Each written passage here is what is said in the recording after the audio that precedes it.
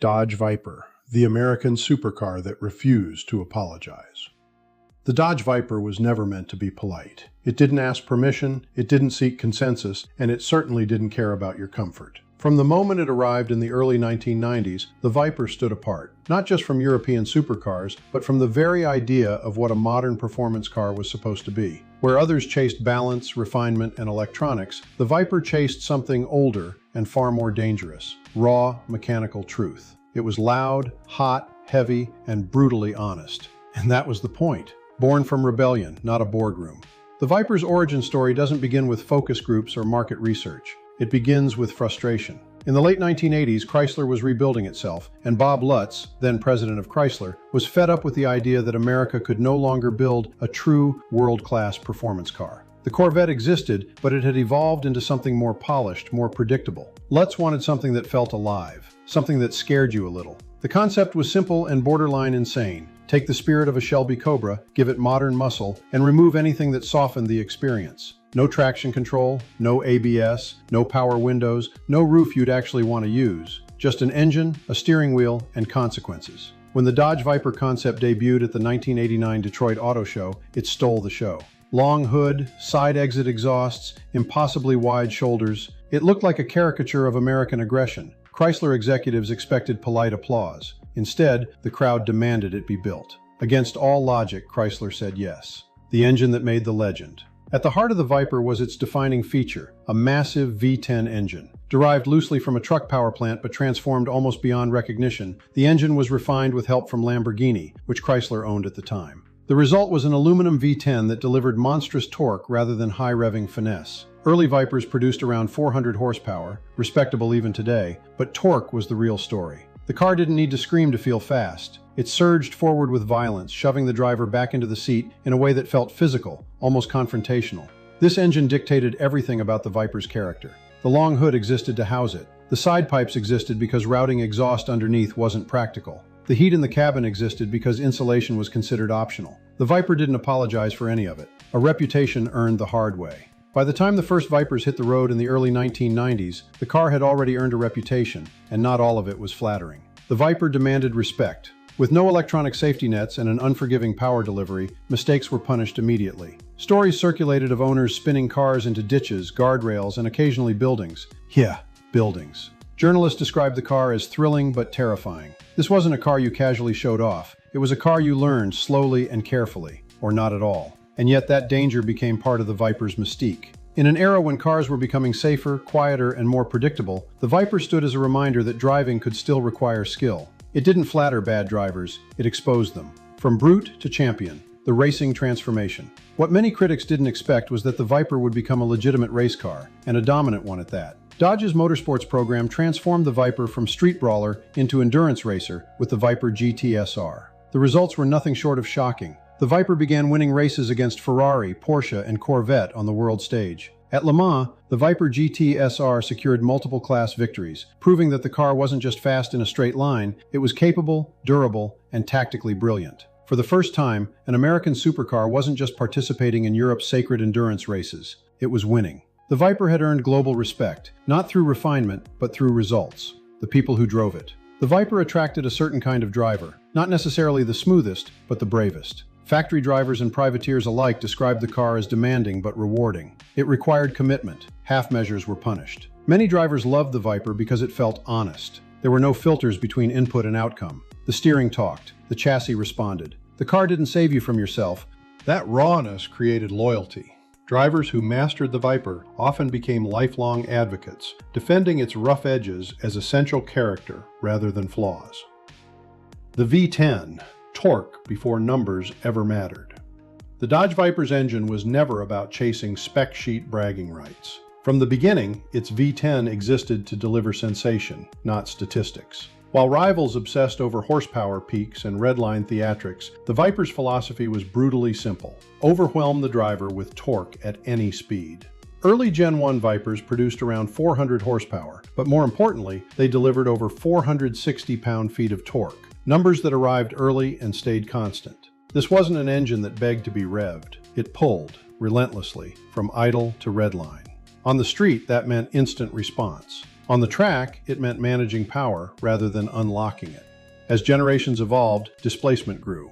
The Viper's V10 expanded from 8.0 liters to 8.3 liters, and eventually to a monstrous 8.4 liters in later models. Horsepower climbed steadily, cresting over 600 horsepower in final iterations. But the engine never lost its core identity. It remained naturally aspirated, unapologetically large, and mechanically straightforward in an era that was rapidly abandoning those traits. Heat management, vibration, and noise were never fully tamed, and Dodge didn't try very hard to tame them.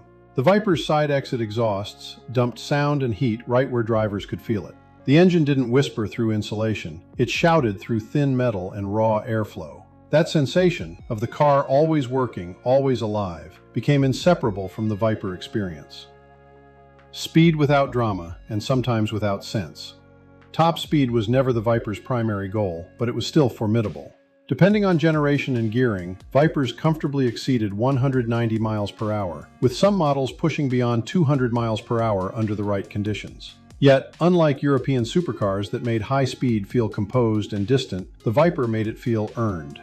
At speed, the car demanded attention. Steering inputs mattered, surface imperfections mattered, driver confidence mattered. There was no illusion of invincibility. The Viper didn't isolate you from speed, it immersed you in it. Acceleration was equally dramatic. 0 to 60 times dropped steadily across generations, but even early cars felt violently fast because of how power was delivered. The absence of electronic aids meant wheel spin was always just beneath your right foot. Traction wasn't guaranteed, it was negotiated. Numbers tell you how fast it was. They don't tell you how serious it felt.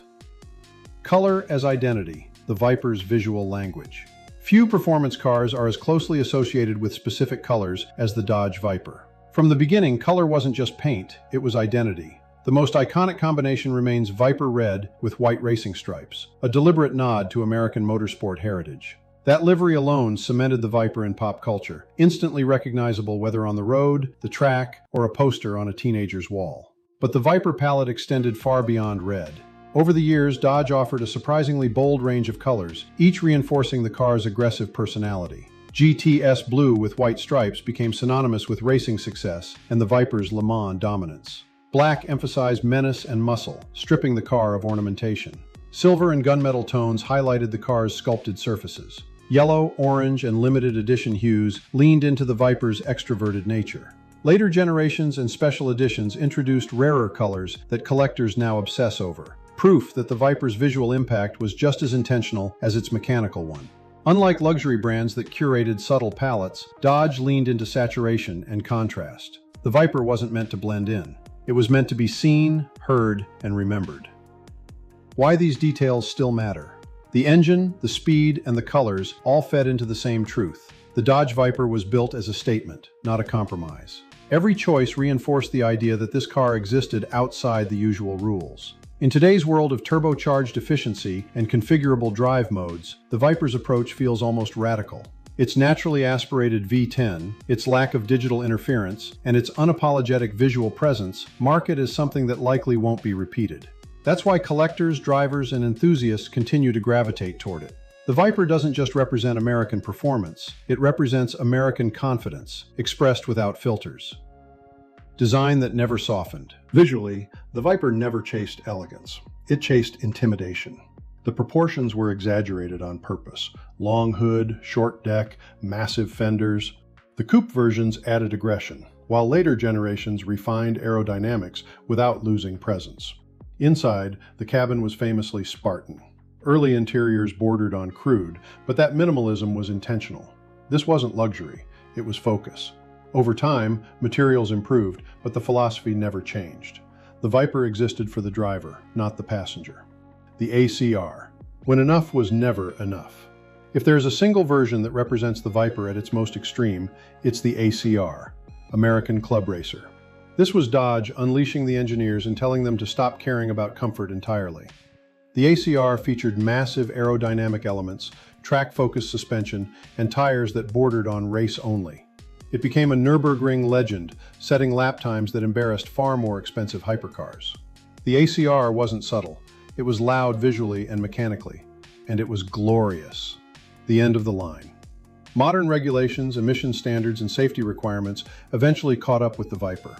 As the automotive world shifted toward turbocharging, hybridization, and digital driving aids, the Viper stood alone, analog in a digital age. In 2017, production ended for good. There was no immediate replacement, no softened successor. The Viper didn't evolve, it exited. Why the Viper still matters today. The Dodge Viper exists as a symbol of a lost era. An era when manufacturers were willing to build cars that didn't appeal to everyone. Cars that demanded something from their drivers. Collectors understand this. Enthusiasts feel it. The Viper isn't just remembered, it's revered. Because the Viper didn't try to be the best at everything. It tried to be unforgettable. And it succeeded. The Dodge Viper was never designed to chase trends or satisfy everyone. It existed because someone at Dodge believed there was still room in the world for a car that demanded courage, respect, and involvement. In a landscape increasingly shaped by software and safety nets, the Viper stood firm in its refusal to dilute the driving experience. That's why it continues to matter long after production ended. Not because it was perfect, but because it was honest. The Viper asked something of its driver, and in return, it delivered a connection that few modern machines can replicate. It was loud when others went quiet, raw when others refined, and fearless when others played it safe. In the end, the Dodge Viper didn't fade away. It carved its place into automotive history. One throttle input, one race win, and one unmistakable silhouette at a time. And for those who understand it, that legacy will never soften.